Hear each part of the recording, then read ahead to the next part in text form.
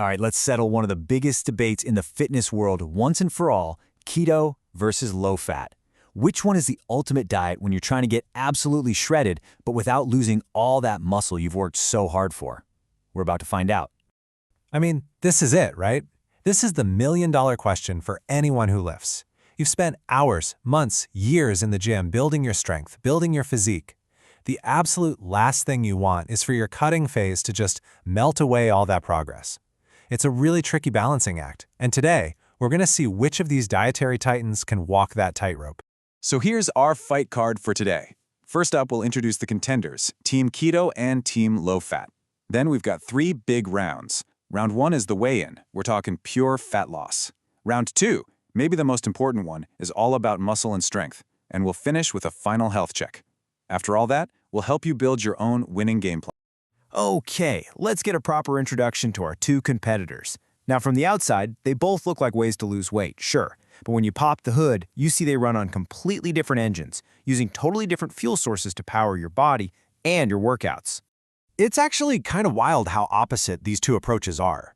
Team Keto basically flips the food pyramid on its head. You're slashing carbs to almost nothing, under 50 grams a day, and jacking up your fat intake to like 60 to 80% of your calories. On the other side, Team Low Fat is much more traditional, right? Keep fats under 30% and load up on carbs. So one runs on fat, the other runs on sugar. The whole game plan for the keto diet is to get your body into the state called nutritional ketosis. Basically, by taking away its favorite fuel, carbohydrates, you force your liver to start breaking down fat into these little energy molecules called ketones. Then, your body, and especially your brain, starts running on ketones instead of glucose. This metabolic switch is the secret sauce we're going to be talking about. Ding, ding. Round 1 is on.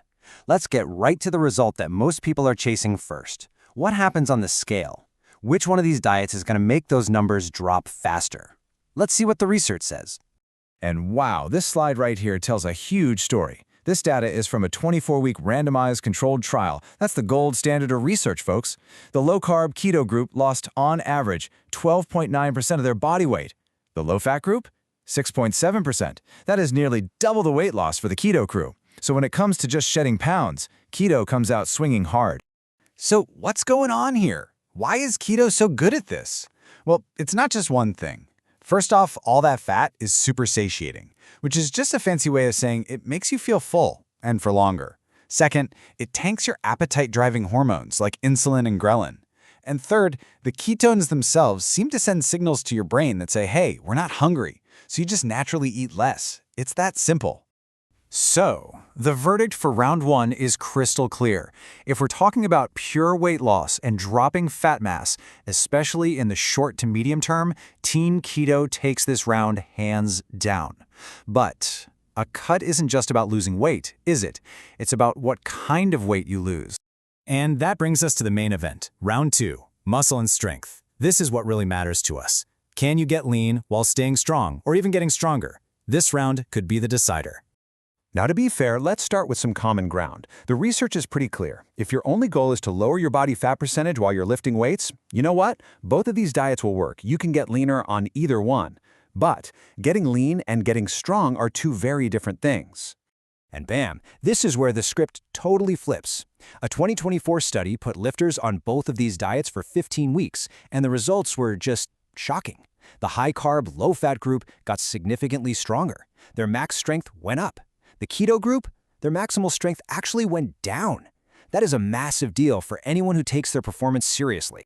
And it wasn't just about strength either. The high-carb group literally built more muscle. The researchers said they achieved greater skeletal muscle hypertrophy. That's just science talk for more muscle growth. It makes sense, right? Carbs are the high-octane fuel for heavy lifting. They fill up your muscle glycogen stores that power you through those tough sets. Take them away, and it looks like performance and growth can take a serious hit. So the verdict for round 2 is an absolute knockout.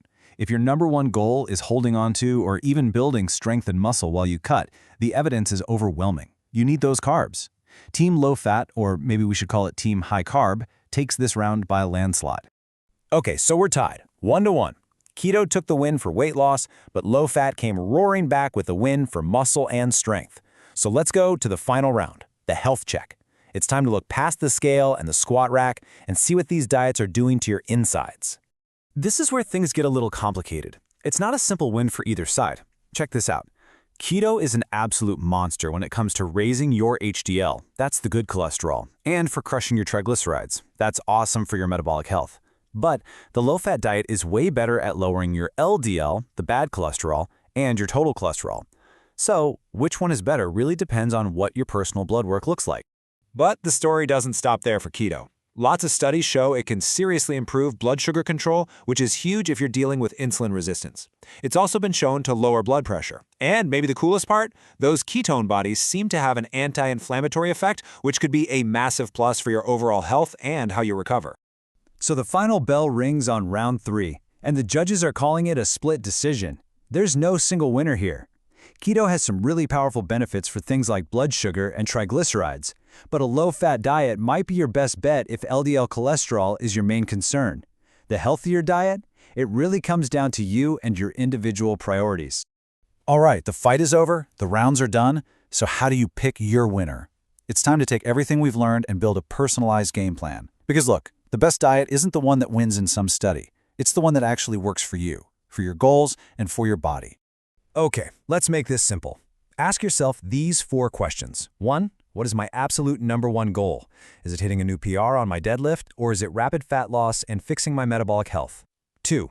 How important is my performance? If you're a powerlifter, carbs are probably your best friend.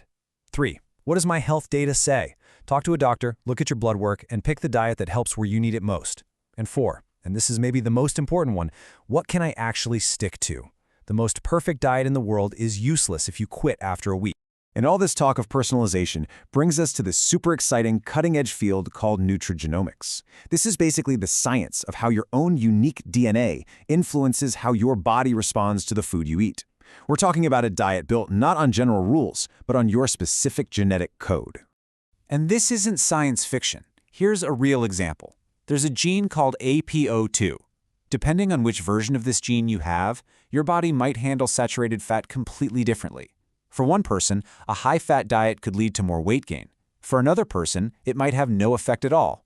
This means your genes could literally make you a better candidate for either a low-fat or a high-fat diet. And that leaves us with one last, mind-bending question.